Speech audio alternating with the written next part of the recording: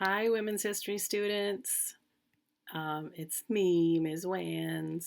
Okay, so I hope you've been coming to class because that is the easiest and best way to get the information because things change. I don't know if you noticed, but at NEW we're pretty flexible and we like to change things up and make things as engaging as possible kind of on the fly. So I will probably make these videos to like catch you up on where you should be and what should be done at certain points in time. Um, until I can kind of get on top of instruction and really have something packaged and ready to go on topics. Okay. So by now, women's history, by now you should have had your warm-up document started. There is a template in Google Classroom. Go ahead and open that. It will make a copy for you. And each day you write the date and you answer the prompt on write the date in the first column, answer the prompt in the second column. No big deal. You should know how to contact me or ask for help. I think mostly you do. You can email me from Google Classroom. You can send me an email.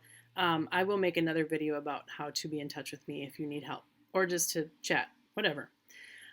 You should know some data about the status of women versus men currently based on the most current data. Actually, the census I think they're still compiling the data from the census now. So this is 2010 data. But we talked about that a little bit just to kind of get a picture of like, excuse me, what's the situation now. I'll tell you, women are 52% of the population. And then how do things break down in terms of how many men versus how many women in different scenarios?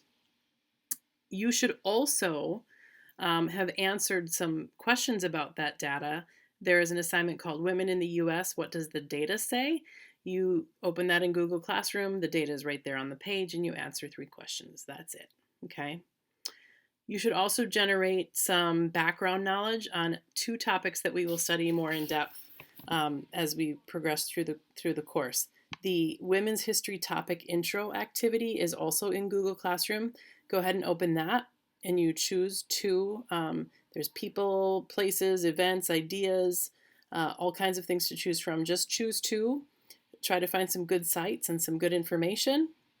And then you summarize some facts that you found as tweets. Okay? I don't know, maybe you're too cool for tweets. Maybe kids don't do that anymore. But let's try it. It's a good way to write yourself a summary. And you can count the characters and be really official about that, okay? So do that for the Women's History Topic Intro activity. So there's 2 things. The data, women in the U.S., what does the data say? And the topics, Women's History Topic Intro activity. Those 2 are the actual assignments in Google Classroom that you should complete as soon as you can if you haven't yet.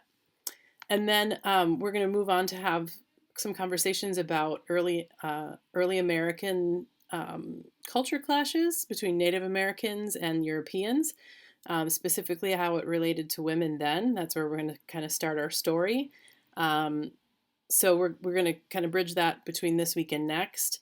And I'm really hoping, because it's looking like fall and my favorite season of all, my favorite holiday is coming.